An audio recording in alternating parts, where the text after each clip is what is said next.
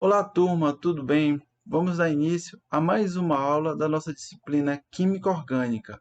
Nessa aula, que é a nossa aula de número 2, nós vamos falar sobre os compostos representativos do carbono. Bom, a gente tem como foco, né, como objetivo nessa aula, aprender, né, a observar um determinado composto orgânico, a sua estrutura, e identificar a qual família, né, a qual grupo ele pertence, tá certo? Muitas vezes, vale lembrar, né, que esse composto orgânico ele pode ter mais de uma função, ele pode pertencer a mais de uma família, tá certo? E essa identificação ela vai ser realizada através da identificação dos grupos funcionais. Então, o grupo funcional ele vai ser um elemento que vai nos auxiliar a identificar, né, que aquela parte ou aquela molécula ela pertence àquela determinada família, tá certo? Então, ao longo da nossa aula, a gente vai aprender justamente a quais grupos funcionais, né, a gente precisa observar para conseguir realizar esta classificação, tá certo? Então, observem aqui na descrição dos nossos tópicos, né, que a gente vai ter uma série de famílias, né, de grupos funcionais que nós precisamos observar, né? Então, temos alcanos, ciclanos, alcenos, alcinos, e aí a gente segue, né, adentrando, né, pelas famílias dos compostos orgânicos, e a gente vai ver como última família, né, ou grupo funcional, os organos metálicos. Então, de uma forma geral, o objetivo da nossa aula é identificar as funções orgânicas de um composto através do grupo funcional presente na estrutura química, né? A identificação ela vai ser realizada observando justamente esse grupo funcional ali presente naquela estrutura. Então, se eu observo aquele grupo funcional, que vocês vão observar que existem regras, não é porque, por exemplo, eu vejo um oxigênio que aquele composto é um álcool. Existem regras, né, para que aquele oxigênio esteja localizado ou a quem ele está ligado, para que, por exemplo, ele seja um composto representativo da função, é, por exemplo, álcool, né, ou cetona ou aldeído. Então, é fundamental saber quais são, né, estas características. E aí, a gente começa falando, né, que a Chemical Abstract, né, é uma publicação que reúne todos os compostos orgânicos que hoje são conhecidos, tanto os naturais como os criados em laboratórios pelo homem. Então, na base de dados da Chemical Abstract, existem mais de 30 milhões de compostos orgânicos que são conhecidos, né? Então, observem que existe uma quantidade muito grande de compostos orgânicos. E aí, a gente depara com uma dificuldade.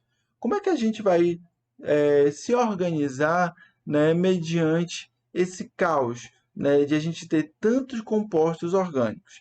A gente vê aqui na tela, por exemplo, um resumo, né, de um desses compostos que é catalogado pela Chemical Abstract, tá certo? Então a gente consegue ter acesso, por exemplo, à sua estrutura química, ao seu número de registro, tá certo?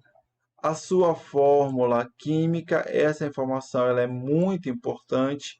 E aqui eu tenho o nome, né? Como existem diferentes nomes usuais para um determinado composto orgânico, que, por exemplo, aqui eu posso utilizar um nome usual, um nome que não é oficial para um determinado composto, mas na Índia, na China, em algum outro lugar, ele acaba possuindo algum outro nome, né? Então, por isso existe nessa lista de nomes usuais.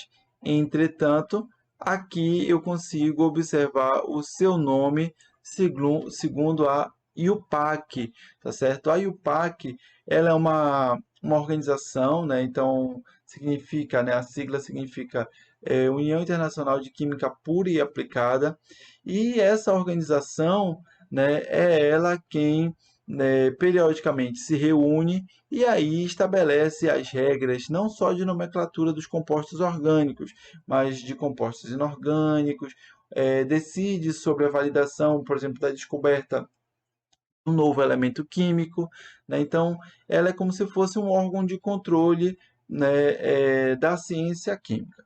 Tá certo? Então, os compostos orgânicos, eles podem ser classificados em família, de acordo com as suas estruturas, suas características estruturais. Então, é com base nessa característica estrutural que eu consigo, né, agrupar esses 30 milhões de compostos em grupos menores, tá certo? Que vão ter aí características estruturais semelhantes. E aí eu consigo, né, efetuar uma organização e um estudo mais sistêmico, né, da química orgânica. Então, os compostos, né, de uma mesma família apresentam frequentemente comportamento químico semelhante. Esse, né, já é um resultado, né, de uma observação de diferentes cientistas que já conseguem, né, já conseguiram chegar a essa conclusão, que esses compostos, além de serem agrupados numa mesma família, porque apresentam estruturas semelhantes ou grupos estruturais semelhantes, eles apresentam também propriedades químicas que também vão ser semelhantes, indicando então que essa organização ela não é puramente didática, ela é uma organização que de fato agrupa compostos que têm semelhança estrutural e química entre si. Tá?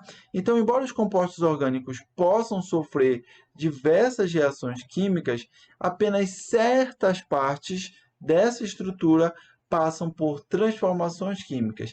E essas partes, né, essas partes determinadas de um composto que é onde de fato a reação, a transformação química vai ocorrer, é o que nós chamamos de grupo funcional, que é justamente a característica que liga todos os compostos que pertencem a uma mesma família ou ao mesmo grupo orgânico.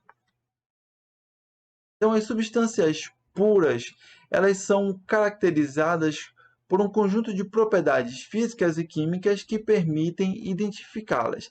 E essas características que esses compostos, né, que apresentam esse grupo estrutural semelhante, né, vão apresentar, por exemplo, pontos de fusão, pontos de ebulição próximos entre si, o próprio comportamento de absorção da luz e emissão é semelhante, e assim como algumas reações químicas particulares. E essas reações químicas a gente conversa mais para frente nos nossos últimos 3 tópicos, que é quando a gente fala das reações orgânicas, de substituição, de eliminação, tá certo? De adição.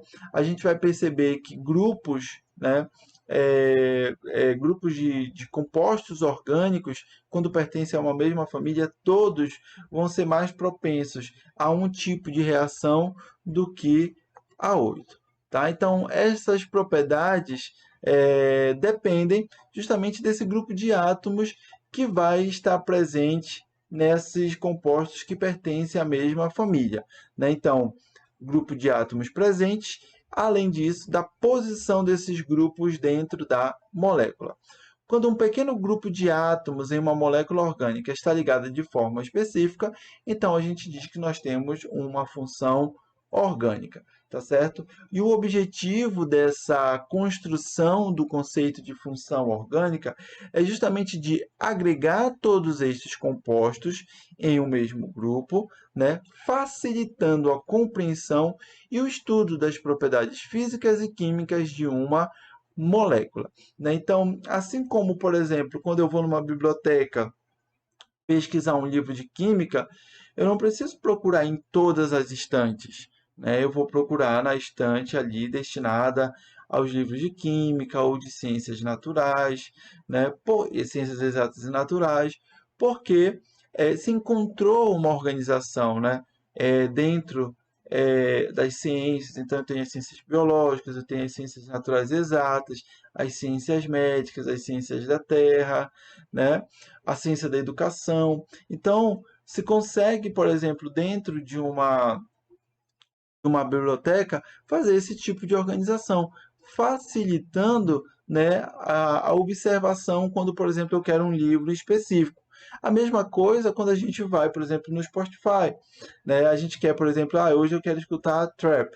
Ok, então você sabe, tem lá, né, um grupo de artistas que acabam sendo anexados quando você joga a busca daquilo que você quer, aquele tipo de música que você quer encontrar. Não, hoje eu quero escutar funk, sertanejo, né? Então, existe, né, uma organização, né, lógica que agrupa ali artistas. O mesmo a gente pode considerar que é a função orgânica, que é justamente agrupar compostos orgânicos que têm uma semelhança estrutural entre si.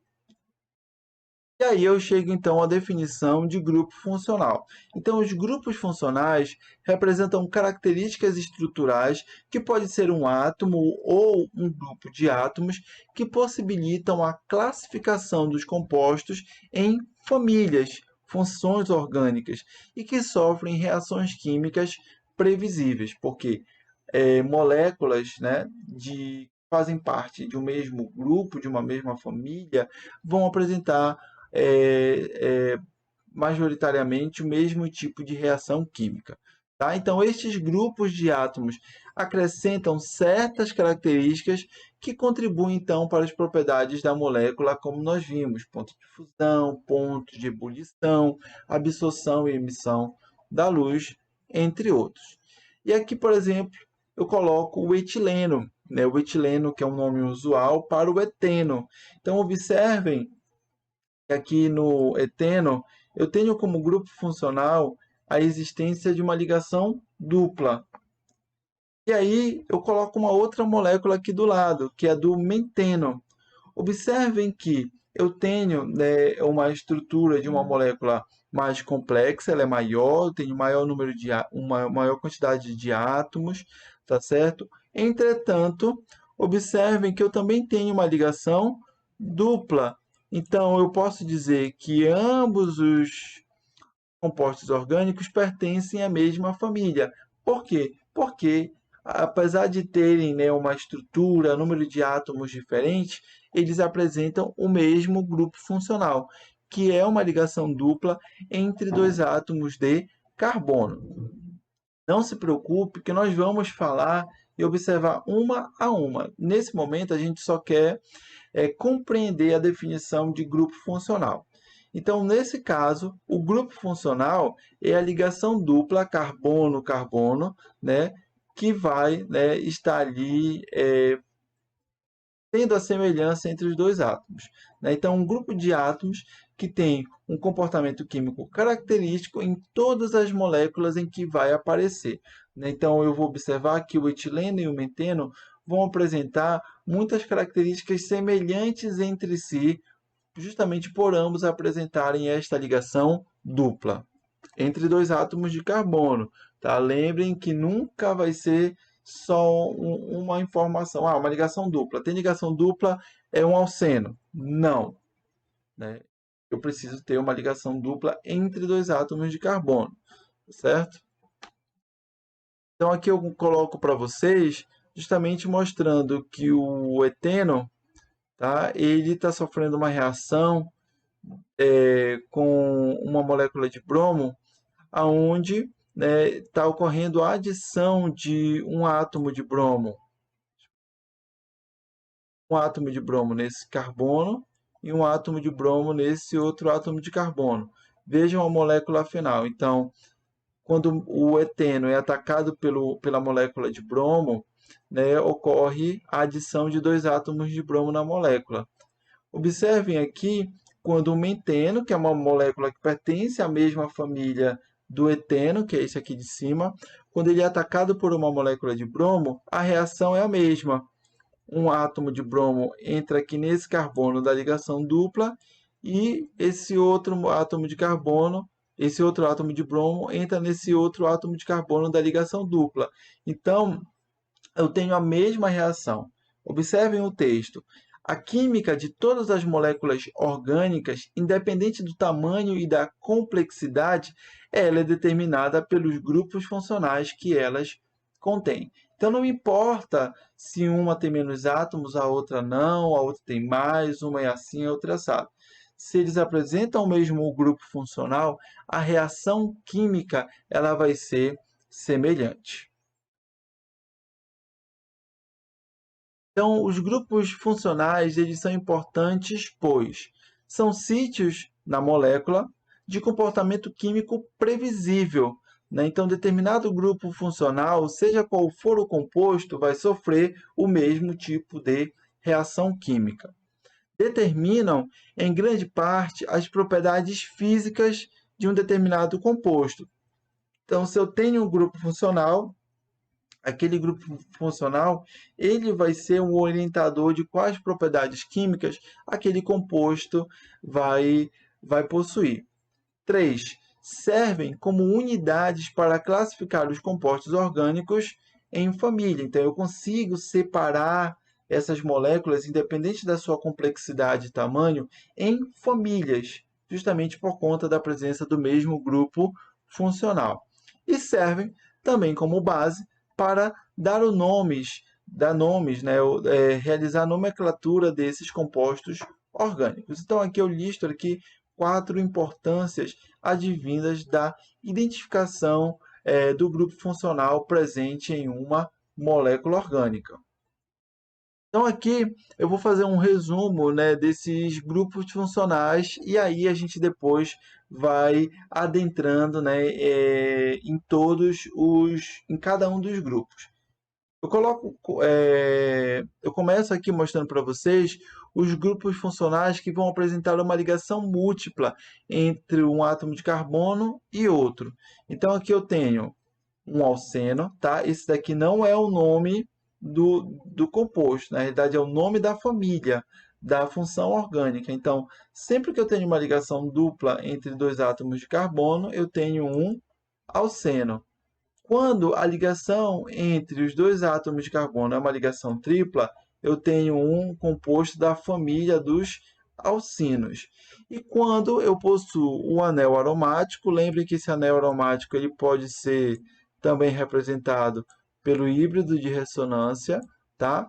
Então, quando eu tenho este grupo funcional, eu tenho um composto da família dos arenos ou composto da família dos aromáticos. Tá? Então, em virtude das suas semelhanças estruturais, estes compostos, apesar de serem, né, de famílias diferentes, eles apresentam algumas semelhanças químicas, principalmente por conta da existência de uma ligação múltipla, seja ela uma ligação dupla ou tripla. Tá? Então, aqui, esse último texto é uma observação.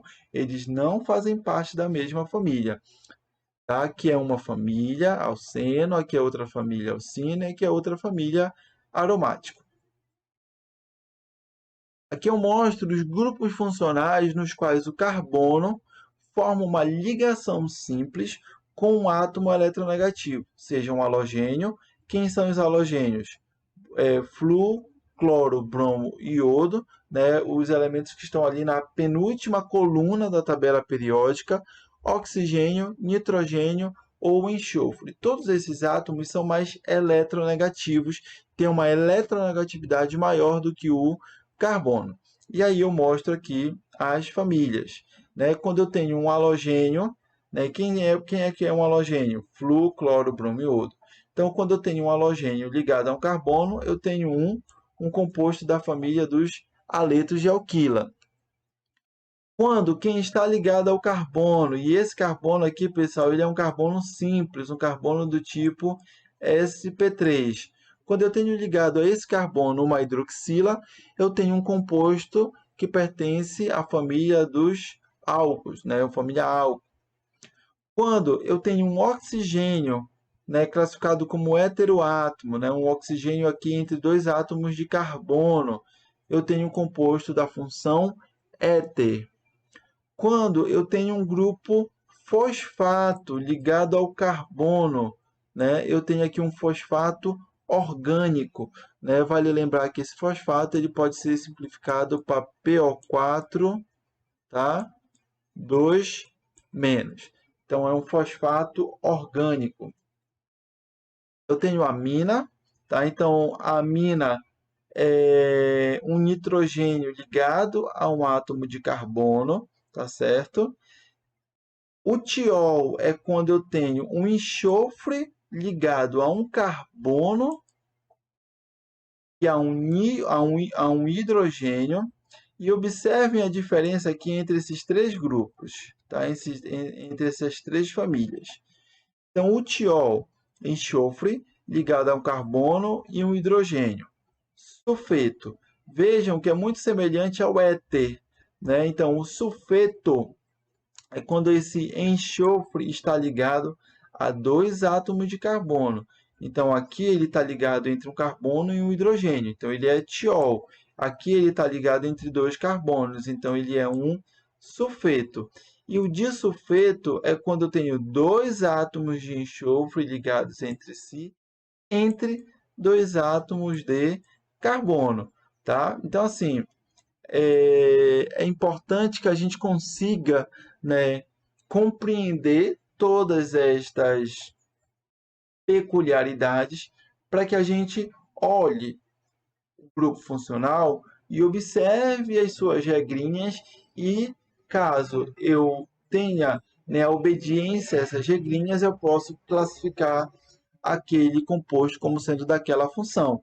Não basta, por exemplo, eu só olhar o enxofre. Observe que se eu tenho um enxofre, eu posso ter três tipos aí de funções orgânicas diferentes. Então eu tenho que observar o contexto.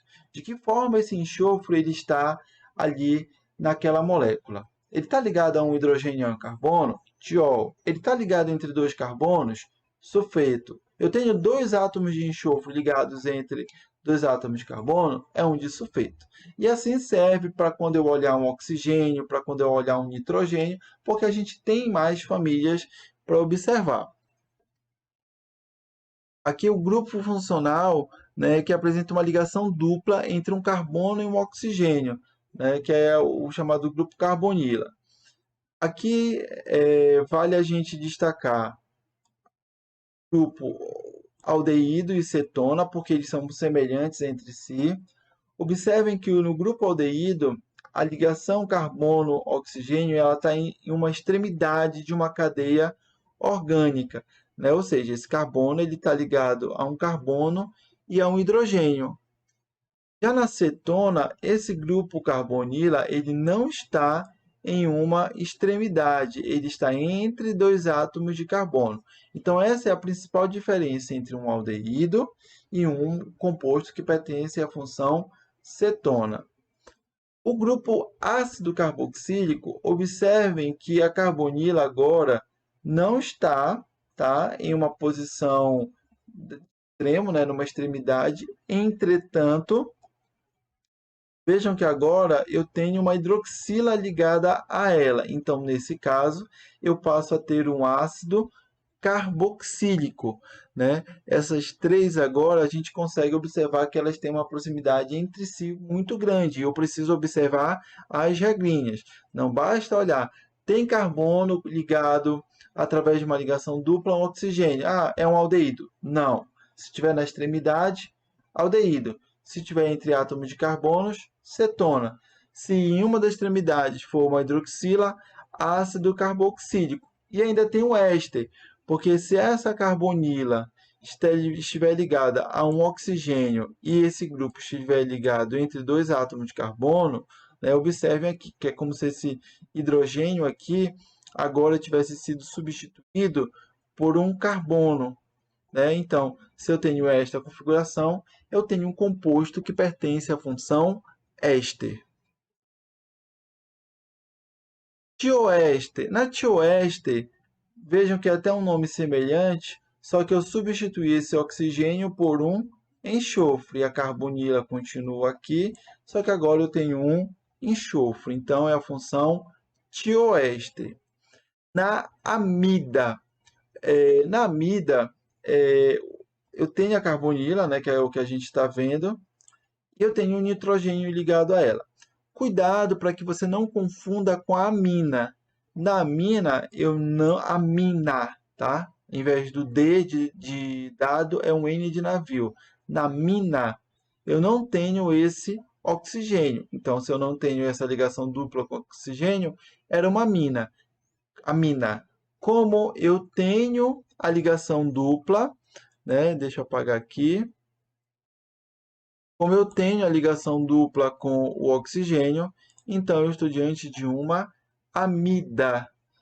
E se a essa carbonila eu tiver ligado um átomo de cloro, eu tenho um chamado cloreto de ácido. Essa é uma função orgânica menos comum e eu coloquei aqui só para vocês observarem, né, que vão existir, né, algumas funções orgânicas que não são tão comuns e aí dificilmente elas ocorrem só quando você faz algum estudo mais específico sobre uma determinado grupo de compostos orgânicos, tá bem? Mas é importante conhecer. Eu queria voltar aqui nesse slide só para fazer uma observação para vocês. Deixa eu apagar aqui. Ok?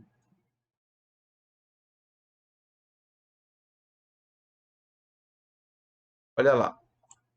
Aqui, nesses grupos, né, onde eu tenho o átomo de carbono ligado a um elemento mais eletronegativo, vale a gente observar o que está escrito aqui nesse texto na parte inferior. Em todos os casos, as ligações elas são polares, ou seja, eu tenho uma ligação covalente polarizada, com os átomos, com os elétrons deslocados, né, a nuvem de elétrons deslocadas levemente para o átomo mais eletronegativo. Então, aqui eu tenho o átomo de carbono exigindo uma carga parcial positiva, porque o carbono é o átomo menos eletronegativo. Ou eu posso dizer que ele é o átomo mais eletropositivo. Ele tem menos afinidade em puxar os elétrons da nuvem para próximo de si nesse compartilhamento. E o átomo eletronegativo exibindo uma carga parcial negativa. O átomo mais eletronegativo é justamente o átomo que está em vermelho aqui nessa ligação. Aqui o oxigênio, aqui o enxofre, enxofre, o enxofre, o nitrogênio, aqui o halogênio, tá certo? E aqui, quando eu tenho a carbonila, né? O átomo de carbono do grupo da carbonila exibe uma carga parcial positiva e o oxigênio uma carga parcial negativa. Pessoal, essas observações elas são fundamentais à medida que a gente for avançando na nossa disciplina, porque observando, né, tendo essa previsão, essa estimativa de carga parcial positiva, negativa, que vem, né, do conceito de eletronegatividade, a gente vai conseguir prever uma série de situações importantes ao longo do estudo da química orgânica. Bom, aqui é uma observação de que as moléculas orgânicas elas não são muitas vezes, né, em grande parte das vezes na realidade, limitadas a apresentar uma única função na sua estrutura. Em muitos casos, nós vamos ter moléculas que vão apresentar dois, três, quatro ou mais grupos funcionais. Então vamos olhar essa molécula aqui, tá certo? E aí eu gostaria que você, nesse momento, pausasse o vídeo e tentasse observar quais grupos funcionais que nós já vimos aqui você consegue identificar. E se você também consegue já dizer a que família ele pertence. Então pause o vídeo. E se você pausou, agora a gente vai ver quais são os grupos funcionais, né? Deixa eu ver se eu marquei aqui. Eu não marquei, mas deixa eu voltar. Olha lá. Vamos ver os grupos funcionais. Aqui eu tenho um grupo funcional. Aqui eu tenho outro. Aqui eu tenho outro, tá certo? Porque eu posso olhar só para o nitrogênio, poderia ser uma mina. Mas olha que eu tenho do lado, uma carbonila. Então eu não posso ignorar e dizer que aqui é uma coisa, aqui é outra. Na verdade, aqui forma-se um único grupo funcional. Aqui eu tenho um, aqui eu tenho outro. E aí eu vou atribuir um número para cada um desses círculos,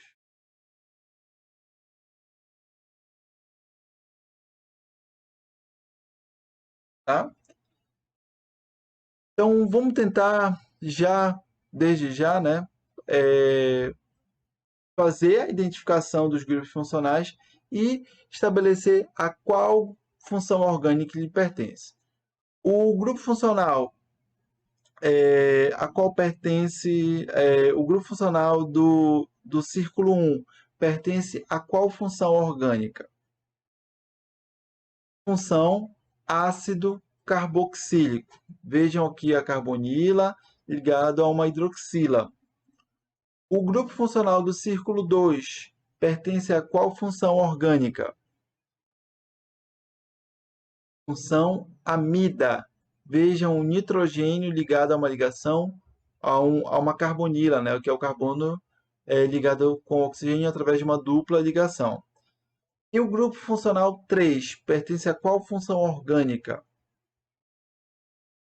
Aromático, né? Então aqui eu tenho, a escrita vai ficar um pouco ruim, tá, pessoal? Ácido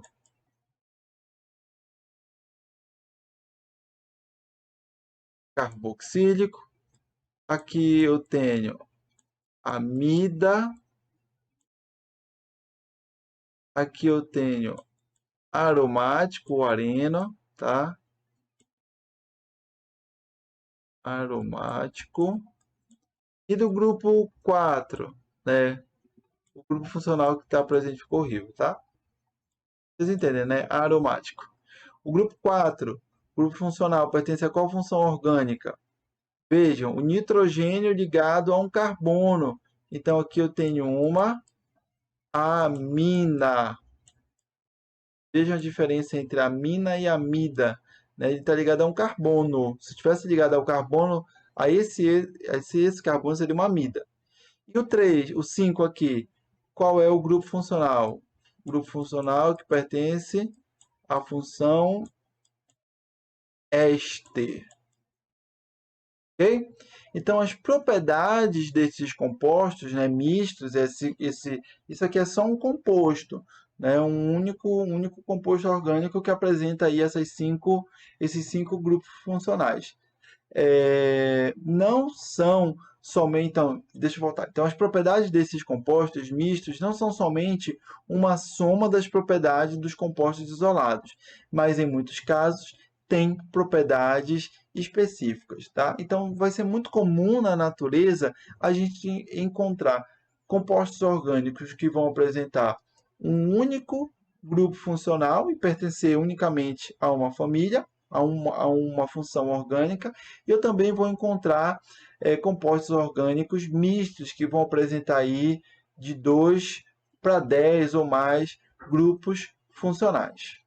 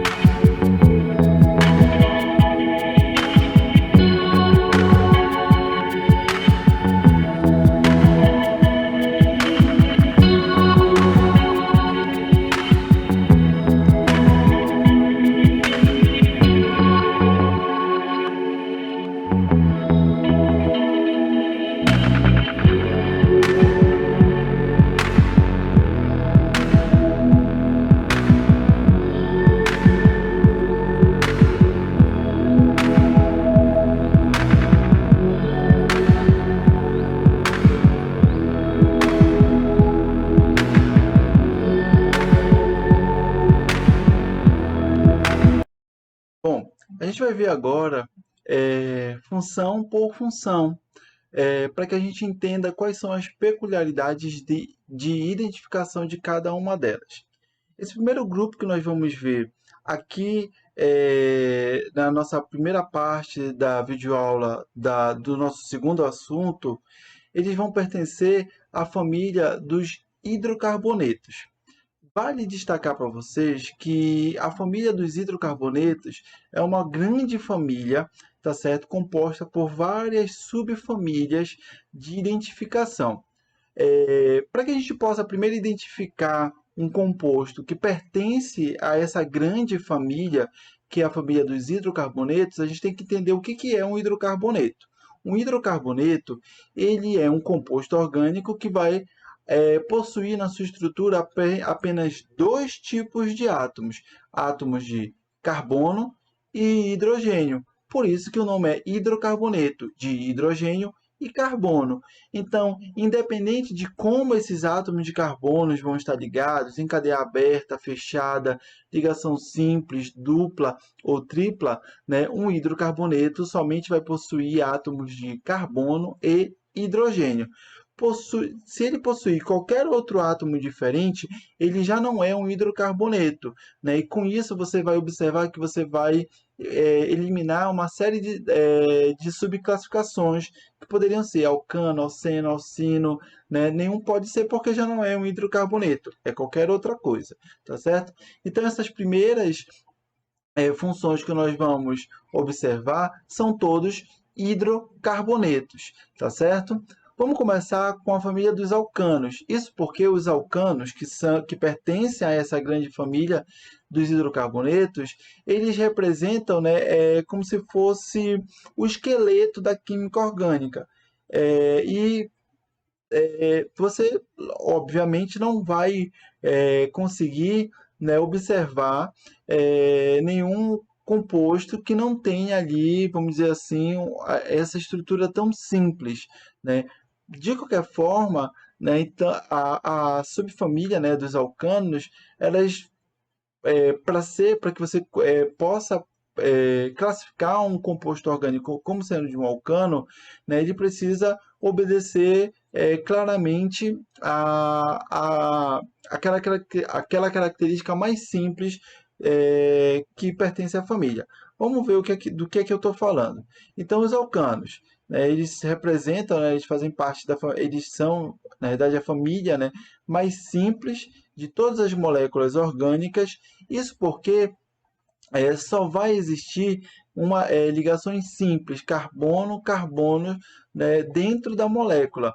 Vale lembrar que essa ligação é uma superposição frontal, né? Então, o orbital híbrido sp3 de um carbono se sobrepõe ao orbital híbrido de um outro átomo de carbono e dessa forma estabelecida a ligação simples do tipo sp3. Então, dentro de um composto que é classificado como um alcano, eu somente vou ter ligações simples carbono-carbono e eu somente vou ter átomos de carbono e hidrogênio, porque o alcano é um tipo de hidrocarboneto. A ligação carbono-carbono não é considerada necessariamente uma função.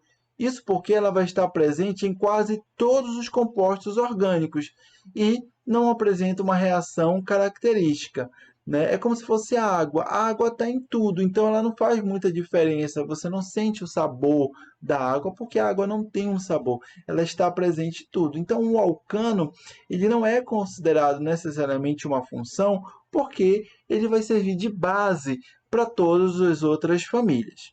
Tá?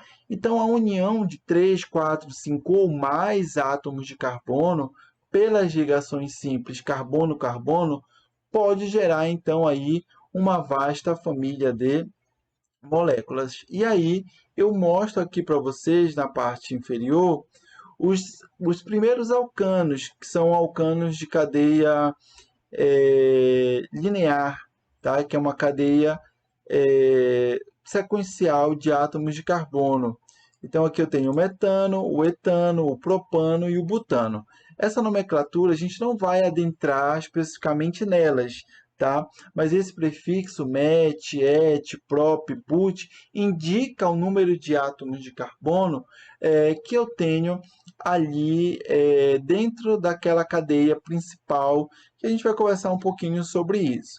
E aí eu coloco também do lado né, a fórmula química, que é uma síntese de quantos átomos eu tenho dentro daquela estrutura.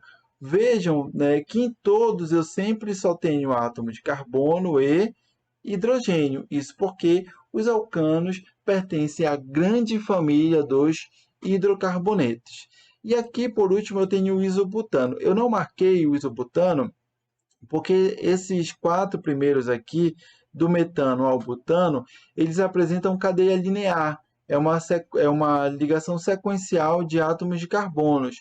Aqui no isobutano, eu não tenho eu tenho a sequencial, mas eu tenho o que a gente chama de ramificação. Aqui, então, é um exemplo de uma cadeia ramificada. Então, uma síntese desses alcanos, eles são hidrocarbonetos, né, porque apresentam apenas átomos de carbono e hidrogênio.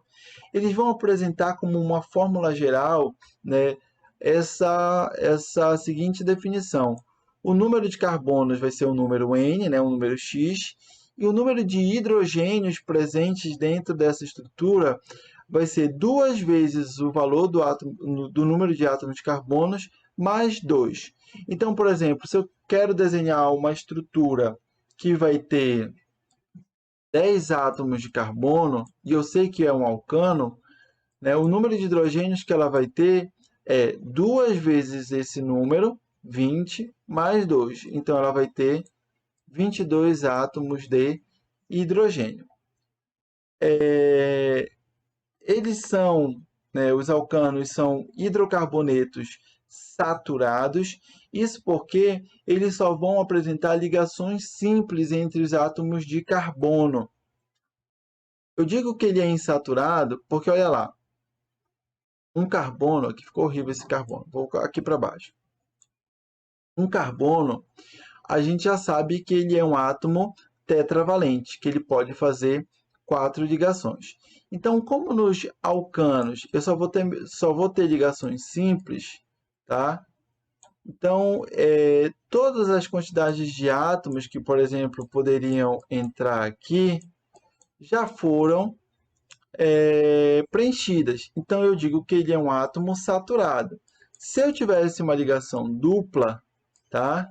Eu teria aqui uma ligação, né, que seria duplicada com um outro átomo.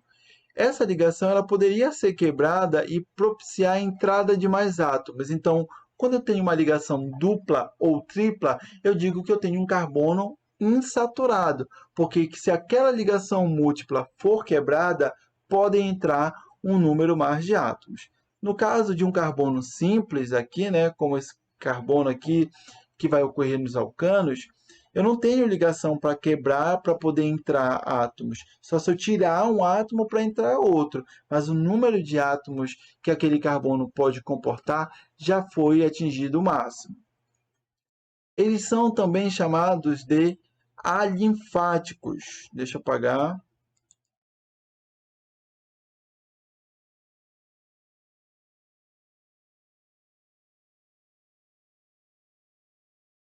São chamados de alinfáticos, dialeipas, palavra grega que significa gordura, né? Então, eles vão apresentar propriedades físicas dos membros mais extensos, né? Lembram as propriedades físicas dos membros mais extensos, lembram aquela das moléculas de cadeia carbônica longa que são encontradas nas gorduras animais e nos óleos vegetais, tá? E também podem ser chamados, vamos dizer assim, vulgarmente como parafinas, tá? Então, os alcanos, eles apresentam aí as características que foram elencadas. Os alcanos, né, eu vou mostrar aqui para vocês um exemplo de alcano do que eu chamo de cadeia linear, ou alcano normal, que é quando eu tenho átomos de carbono ligados em linha, ligados em sequência. Ou seja, eu não tenho ramificações. Então, observem aqui que os átomos de carbono estão todos ligados numa sequência, né? Se eu passo aqui, né, essa delimitação, vejam que não tem nenhum átomo de carbono para fora, né? Eu ter riscado.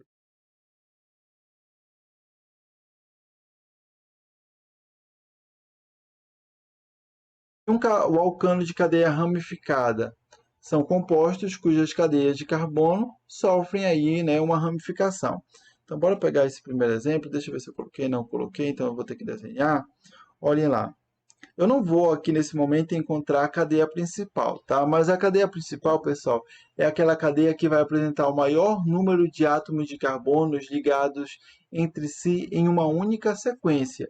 E aí uma cadeia linear, ela não precisa ser necessariamente reta. Ela pode dobrar para ir para cima, ela pode ir para baixo, né? Ela pode dar uma volta para lá. O que você tem que buscar quando você estiver procurando a cadeia principal é a maior sequência de átomos de carbono ligados entre si, né? Então, se eu observar aqui, 1, 2, 3, 4, 5, 1, 2, 3, 4, 5.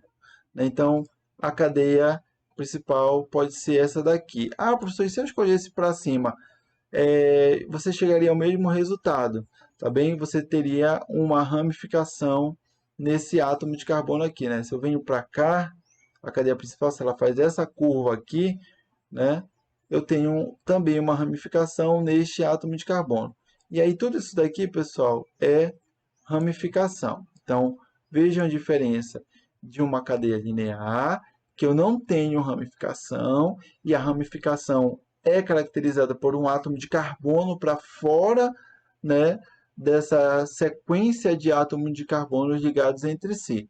Então, se eu tenho carbonos para fora, tenho ramificação. Se eu não tenho carbono, se eu só tenho hidrogênio para fora, eu não tenho ramificação. Vejam aqui, eu vou. Aqui é uma única molécula, né? Vou contar aqui. 1, 2, 3, 4, 5, 6. Ó, então, se eu fizer esse percurso aqui, tenho 6 átomos. 1, 2, 3, 4, 5, 6, 7, 8. 1, 2, 3, 4, 5, 6, 7. Acompanhem o pontinho aqui, tá? 1, 2, 3, 4, 5, 6, 7. Vou voltar. Estou buscando a cadeia principal.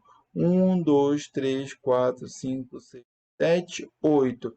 Vejam que quando eu fui para cima ou para o lado, eu cheguei sempre a 8. Então, até então, a cadeia principal eu vou construir com 8 elementos, com 8 átomos de carbono ligados entre si, em sequência. 1, 2, 3, 4, 5, 6, 7, 8, 9. Opa, achei a cadeia principal. Então, está aqui a minha cadeia principal. E tudo que está para fora é ramificação. Uma ramificação, duas, e aqui eu tenho somente uma única ramificação ligada a esse átomo de carbono. Tudo bem? Tenho também que observar os isômeros, né? E a gente vai ter uma unidade para falar especificamente da isomeria, tá? Então, o que, que são os isômeros? São compostos que possuem as mesmas fórmulas moleculares, a mesma, na realidade, fórmula molecular, porém em estruturas diferentes. Então, a palavra isômero, ela vem dos prefixos isos mais meros, que significa feito das mesmas partes, tá? Então vamos observar aqui o N-butano e o isobutano. Vejam que eles têm a estrutura diferente, né? O N-butano eu tenho uma cadeia normal, né? Uma sequência de carbonos ligados entre si, 1, 2, 3, 4.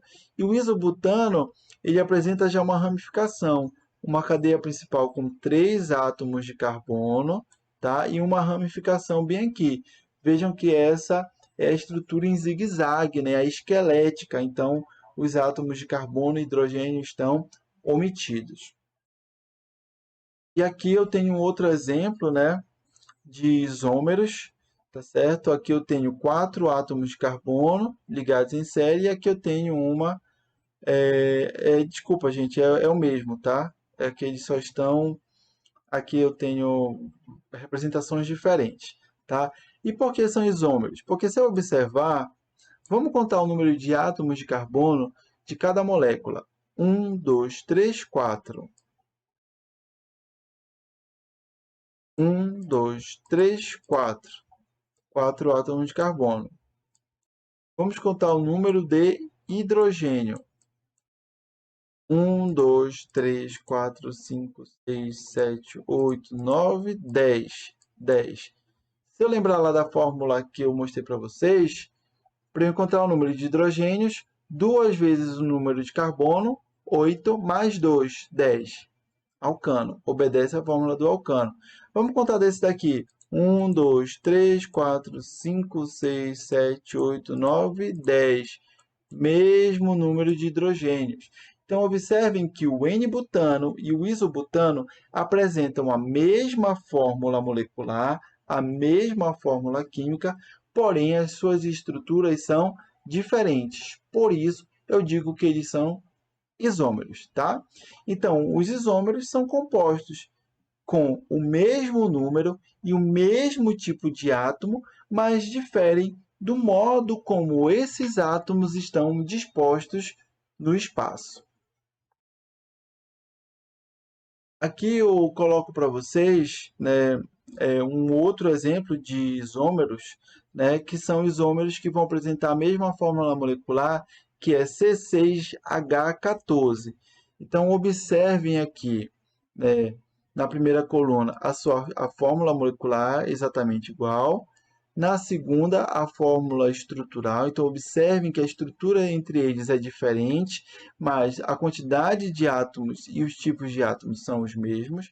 Porém, as suas propriedades físico-químicas, elas diferem, né? Eles têm diferentes pontos de fusão, diferentes pontos de ebulição e outras propriedades entre si. São compostos diferentes, tá certo? Então, o número de isômeros possíveis para alcanos aumenta drasticamente com o acréscimo do número de átomos de carbono, né? Então, conforme o número de átomos de carbono eu tenho, mais isômeros, aquela quantidade, aquela fórmula química, ela vai possuir, né? Diferentes maneiras de ocorrer a conexão. Eles são chamados de isômeros constitucionais, tá certo? Porque apresentam, né, aí a estrutura diferente, né? Então, isômeros constitucionais são sempre compostos diversos, com propriedades diversas, mas com a mesma fórmula molecular. Aqui nessa tabela, eu indico para vocês o número de isômeros por fórmula molecular.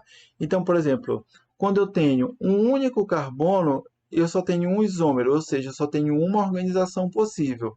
Mas quando eu tenho 2 e 3, a mesma coisa, eu só tenho uma organização possível, ou seja, eu só tenho um isômero, uma única maneira de organizar estes átomos. Quando eu passo para 4, eu tenho 2, que foram os que eu mostrei. Quando eu tenho 5, eu tenho 3, 6, 5. Vejo quando eu tenho 10 átomos de carbono numa molécula.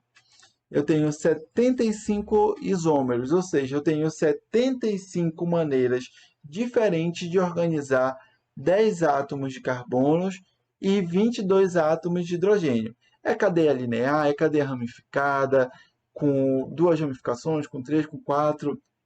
As ramificações vão mudando, então existe aí 75 maneiras diferentes. E vejam, quando eu tenho aqui 40 átomos de carbono na mesma estrutura, né, na estrutura, vejam aqui o número que é 62 e lá vai, né, porrada.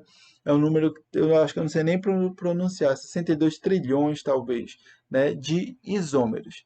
Vamos desenhar aí esses 62 trilhões de isômeros possíveis para um composto que apresenta 40 átomos de carbono e 82 hidrogênios, né? Então, essa tabela ela mostra para vocês aí o porquê lá no começo eu falei para vocês que a gente tem 30 milhões, né, de compostos orgânicos diferentes.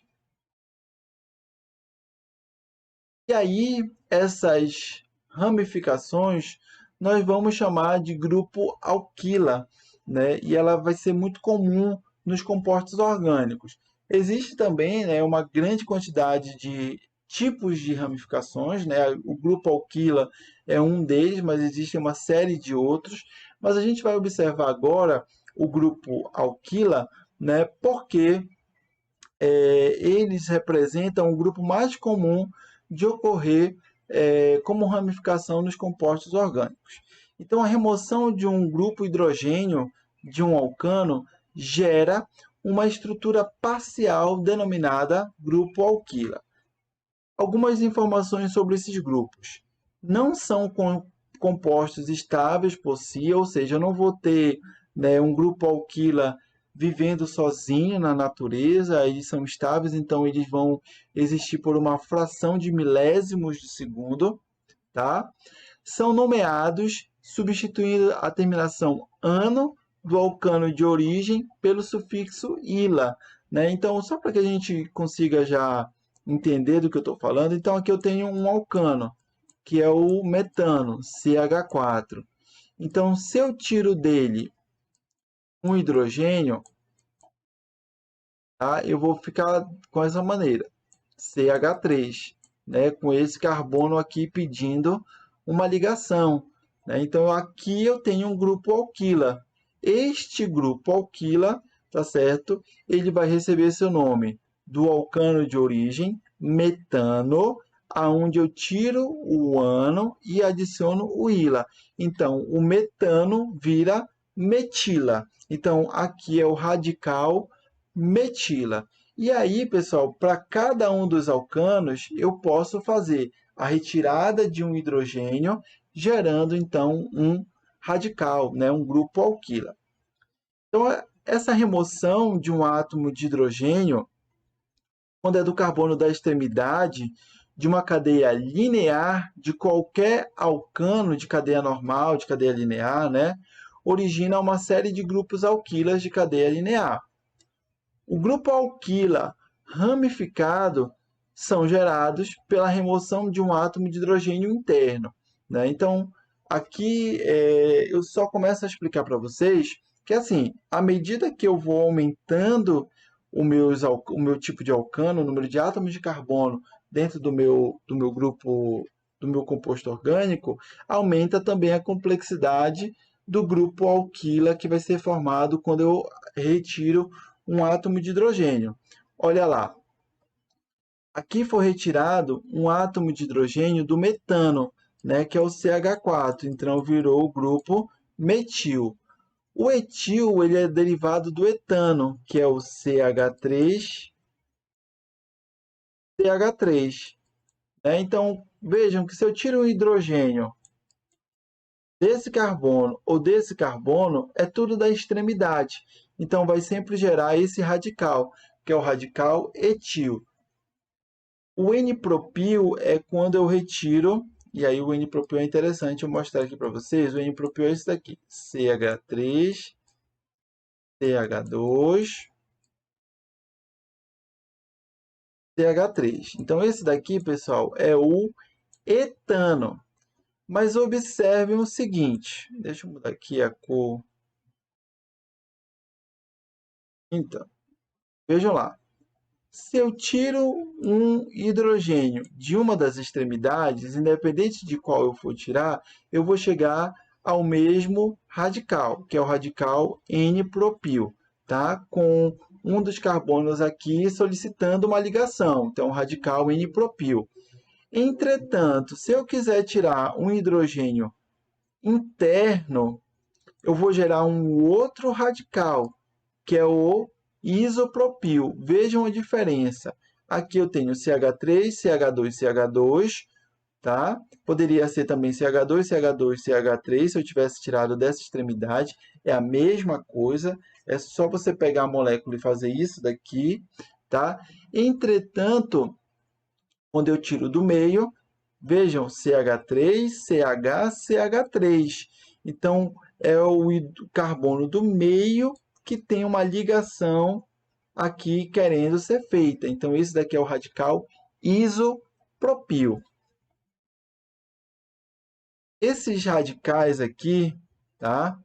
Eles são todos derivados do butano, né? Esses dois aqui do butano. Vejam lá, foi tirado da extremidade, né? Poderia ser tanto dessa como desta daqui. E aqui, quando é retirado do intermediário, de qualquer um dos dois vai dar o mesmo resultado, que é o sec-butil. E aqui é do isopropano, tá? Do isopropano não, é do 2-metilpropano. Né? Então, eu tenho o isobutil, que é quando retirado aqui deste átomo de carbono, e eu tenho, que é o mesmo, né, no caso, se eu tivesse tirado desse ou desse daqui, vejam que são átomos semelhantes, se aqui tivesse um CH3, tá? Então eu poderia tirar o hidrogênio dele, dele ou dele, resultaria no isobutil, né, com esse carbono solicitando uma ligação em um desses três, e eu poderia tirar daqui, do meio. Vejam aqui que agora é o carbono. Vejam CH3, CH3, CH3.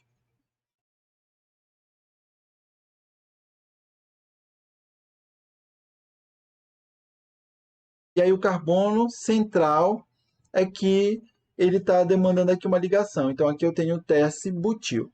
E aí vale lembrar o que é esse sec, tesse-butil. São maneiras da gente diferenciar um radical do outro. Tá? Então os prefixos sec de secundário e teste ou tesse de terciário referem-se ao número de outros átomos de carbonos ligado ao átomo de carbono ramificado. Então, aqui é a ramificação. Então, por exemplo, esse carbono aqui está ligado a 3 átomos de carbono. Então, por isso que ele é tesse. Esse daqui, que é o carbono ramificado, ele está ligado a 2 átomos de carbono. Por isso que ele é sec-butil. E aí, desse jeito, eu consigo diferenciar. Tá bem? O prefixo iso, ele é considerado parte do nome do grupo alquila. Quando a gente for fazer nomenclatura e aí eu tiver que observar a chamada ordem alfabética. Já os prefixos sec e teste ou tesse, né, eles não são considerados na hora de que eu for observar a ordem alfabética, né? Porque aí a gente precisa, nos procedimentos de nomenclatura, né, de um determinado composto orgânico, colocar, né, ali as ramificações em ordem alfabética. Né? Então, eu não vou considerar SEC e TESS como um item de ordem alfabética. Então, por exemplo, SEC-butil, eu desconsidero o SEC. Eu vou escrever SEC-butil, mas ele entra porque o butil, o B, ele é ali a ordem alfabética. E aí, né, já que eu estou falando dessa questão de carbono primário, secundário e terciário, essa é uma classificação baseada no número de átomos de carbonos que aquele carbono que eu estou classificando está diretamente ligado. Então, por exemplo, este átomo de carbono aqui, ele está ligado a 2 átomos de carbono diretamente. Então, ele é um carbono secundário. Diferente deste que está em vermelho, ele só está ligado diretamente a um átomo de carbono. Então, ele é um carbono primário. Este carbono aqui está ligado a 1, a 2 e a 3 átomos de carbono diretamente. Ah, professor, mas e aqui? Não. Aqui ele está ligado a um oxigênio. O oxigênio não me interessa. E ele está ligado indiretamente a esse outro. Então aqui não me interessa. Interessa que eu tenho uma ligação direta, duas, três. Então ele é um carbono terciário. Esse último aqui, ele está ligado diretamente a 1, a 2, a 3 e a 4. Então ele é um carbono quaternário. Pessoal, se eu quisesse classificar esse daqui, ele seria um carbono de que tipo? Primário, secundário, terciário ou quaternário? Quem pensou e respondeu primário, porque ele só tem uma ligação direta com um carbono. A mesma coisa vai ser este daqui. Todos eles vão ser átomos de carbono primário, enquanto que este daqui ele é quaternário. E esse daqui, pessoal? Ele é que tipo? Secundário. Está ligado a 2 átomos de carbono. Deixa eu apagar. Vamos lá. Esse carbono aqui, que tipo? Carbono primário, só está ligado a um átomo de carbono. E esse daqui? Esse daqui, pessoal, como ele não tem nenhum átomo de carbono ao qual ele está ligado, a gente classifica ele como um átomo de carbono primário. Então, aqui eu tenho um resumo, né, das informações que eu passei para vocês. Carbono primário é ligado a apenas um outro átomo de carbono, ou a nenhum, né, como a gente viu lá, esse exemplo aqui, né, que ele não tem nenhum átomo de carbono ligado. É o mesmo caso, por exemplo, do metano. O metano ele não está ligado a nenhum carbono, né, então ele é um carbono primário. O carbono secundário é ligado a outros dois átomos de carbono, o terciário a outros três átomos de carbono e o quaternário ele é ligado a outros quatro átomos de carbono.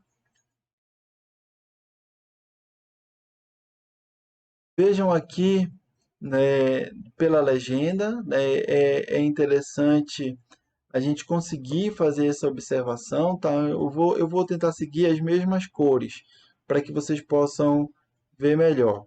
Então, eu vou circular de vermelho o que é primário. Primário, primário, primário, primário e primário. A mesma coisa aqui. Vamos ver se tem algum primário. Carbono, primário. É porque aqui mudaram as cores, tá? Mas o que está circulado de vermelho é porque é um carbono primário. Bem, vou circular agora de azul se for secundário. Então, aqui eu tenho um secundário, secundário,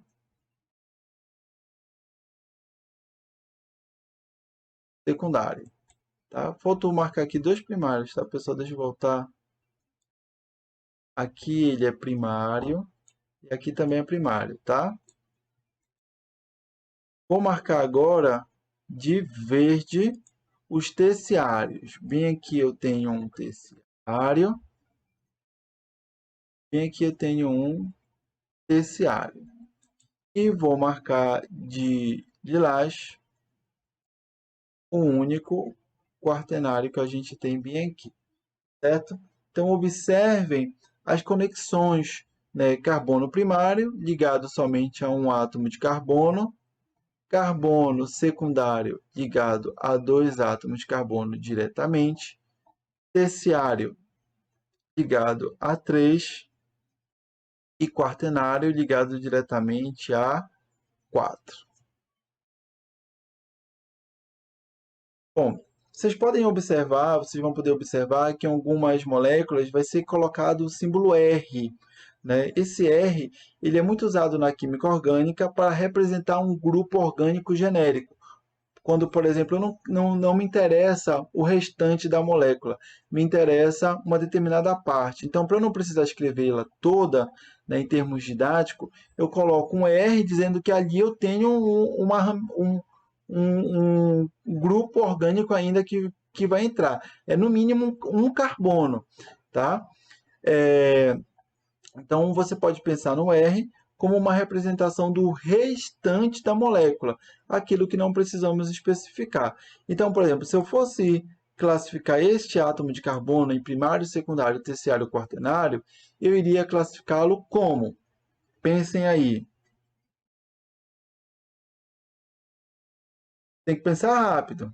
Esse carbono, ele seria classificado como um carbono secundário, porque aqui eu tenho pelo menos um átomo de carbono. O restante eu não sei, tá? Então ele seria um carbono secundário.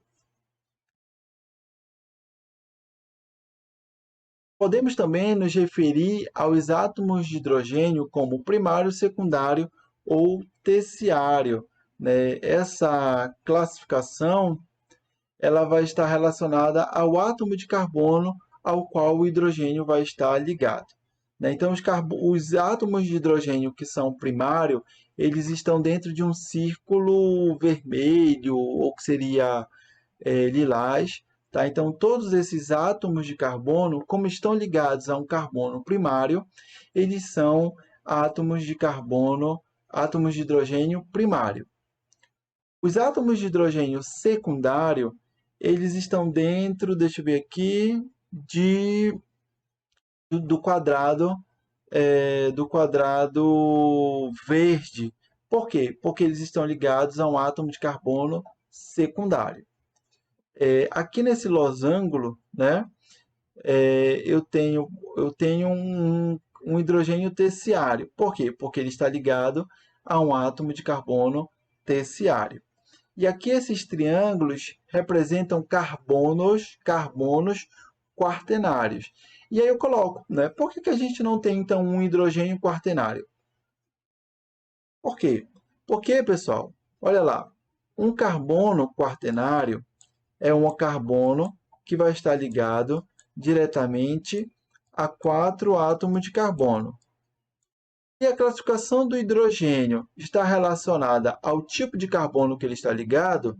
Para que eu tivesse um hidrogênio quaternário, eu deveria ter um hidrogênio ligado a um carbono quaternário. Só que o carbono ele é tetravalente e esta configuração resultaria num carbono pentavalente, o que não existe. Então é por isso que nós não temos hidrogênio quaternário, tá bem? Apenas hidrogênio primário, secundário e terciário.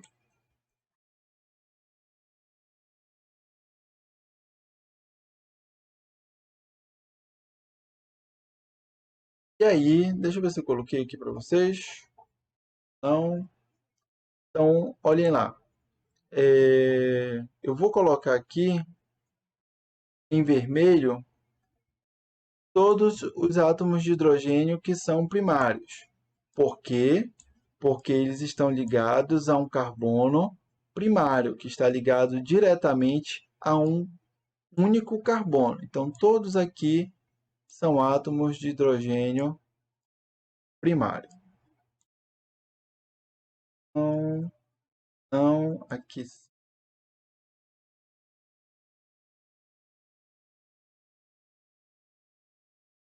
Tá? Então, vermelho, vou colocar aqui o símbolo, o círculo vermelho, ele é primário. Vou agora colocar um círculo verde para secundário. Vamos lá ver o que tem de hidrogênio. Olha só, carbono secundário, então hidrogênio secundário, hidrogênio secundário. Ele aqui é um átomo de carbono terciário. Então esse hidrogênio ele é terciário. Vou mudar de cor. Azul, círculo azul, terciário. Então bem aqui nós temos um terciário. Tudo bem?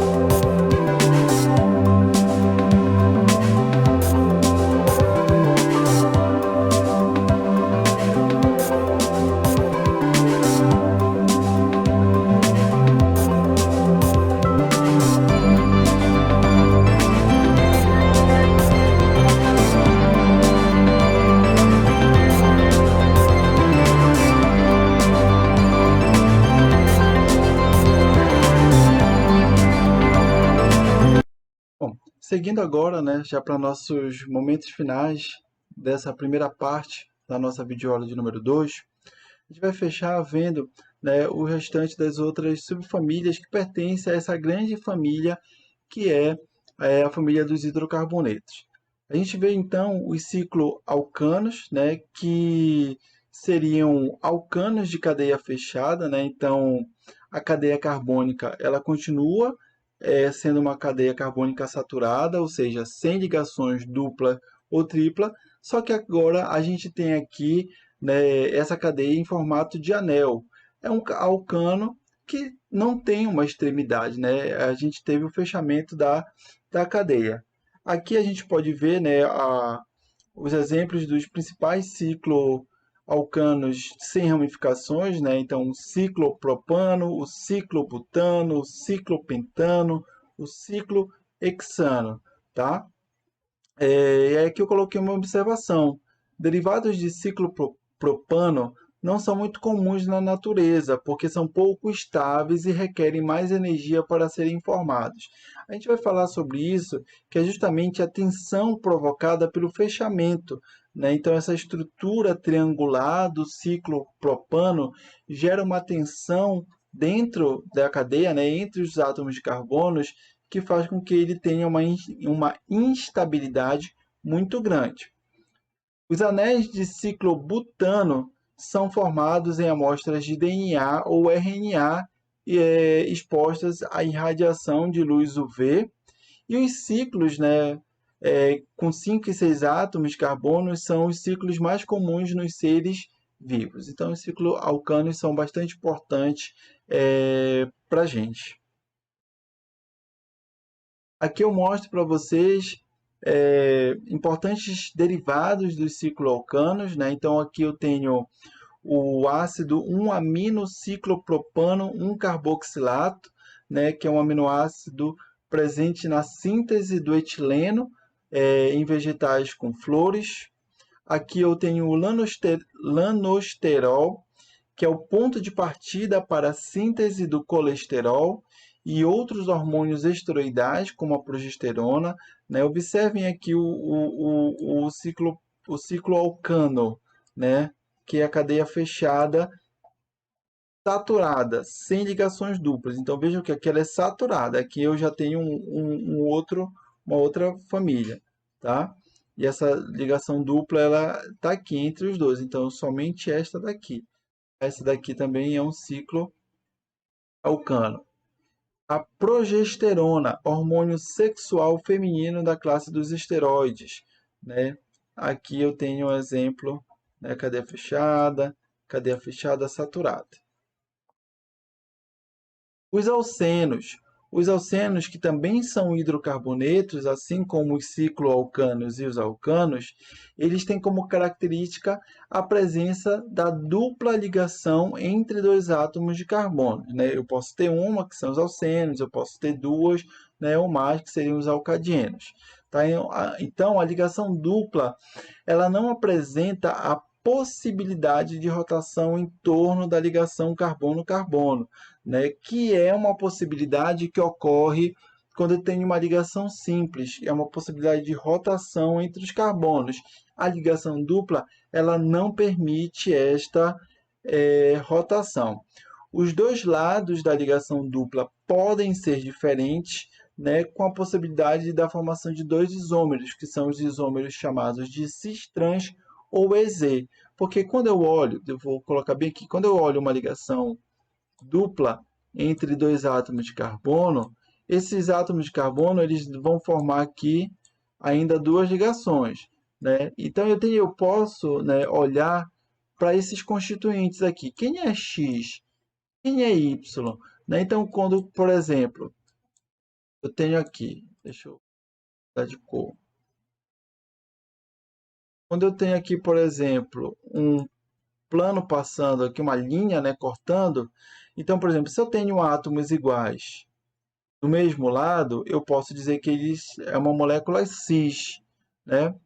Quando eles estão em lados opostos, né? Então, se aqui fosse um Y e aqui fosse um X, ó, lados opostos, eu chamo de molécula trans, tá certo? Então, essa é uma classificação de isômeros que vai ocorrer para os alcênios e que também a gente vai discutir um pouquinho melhor, né? Então, eu preciso também observar quem são os ligantes desses átomos de carbono e observar se eles estão do mesmo lado ou não. Os alcenos são a matéria-prima para vários produtos utilizados no nosso cotidiano, como para a produção de sacos, né, plásticos, que são os sacos de polietileno, vasilhames de água mineral, que são feitos de polipropileno, e os canos de PVC, que são canos de policloreto de vinila. Os alcenos são produzidos em quantidades de megatoneladas.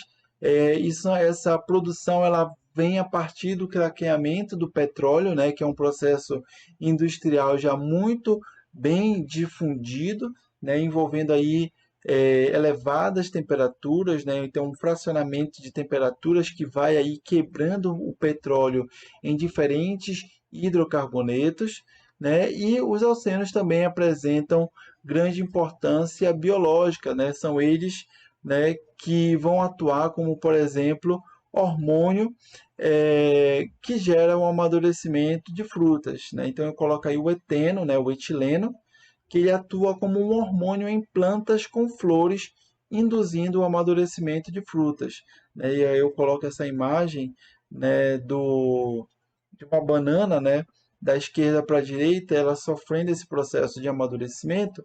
E aqui quem, por exemplo, já não enrolou uma banana ou um abacate no jornal, né, para ele amadurecer. É porque mesmo depois de colhido, aquela fruta ela continua liberando esse gás, né, que é o eteno, que é o CH2 dupla CH2.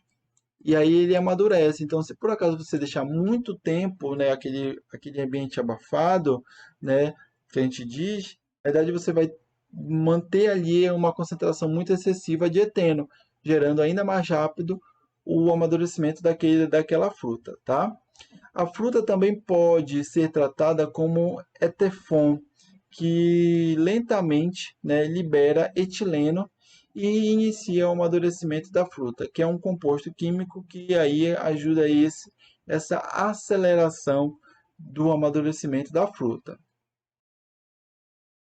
Tem o dienos e polidienos, né, como eu falei para vocês, os alcadienos e tudo mais, né, que seriam alcenos que vão possuir mais de uma ligação dupla, né? Então eu posso ter ligações duplas conjugadas, dividindo o mesmo átomo de carbono, né? Eu posso ter alternadas, com ligações duplas alternadas com ligações simples, e eu posso ter isolados, que é quando eu tenho mais de uma ligação simples separando duas ligações duplas. E aí vejam, por exemplo, esses casos aqui. Vejam que eu tenho uma divisão do mesmo carbono fazendo duas duplas ligações, tanto com esse carbono como este outro carbono. Então aqui eu tenho um dieno, né, um dieno cumulado, ligações duplas conjugadas dividindo o mesmo carbono. Aqui no caso eu tenho um, um dieno alternado. Por quê? Porque eu tenho uma ligação simples separando estas ligações duplas, o que eu não tenho aqui. E aqui eu tenho um dieno isolado, porque as ligações duplas elas estão isoladas por mais de uma ligação dupla, mais de uma ligação simples entre elas, né? Então eu posso ter compostos orgânicos que vão possuir mais de uma ligação dupla. Aqui eu tenho os polienos, né? E aí eu vou mostrar para vocês. Vejam aqui o caroteno, né? Que é o precursor da vitamina A, que é o retinol, né? A vitamina A também chamada de retinol. Vejam aqui a grande quantidade de ligações duplas que eu tenho na sua estrutura, tá? Então a conjugação entre as ligações duplas em polienos, né, descola a absorção da luz que ocorre no ultravioleta para o visível. Aqui é uma informação, né, que os compostos que vão ter, por exemplo, caroteno, a vitamina A, eles vão ter uma coloração muito forte, como, por exemplo, a cenoura, justamente devido, né, a essa absorção da luz na região do ultravioleta visível, gerando essa coloração intensa.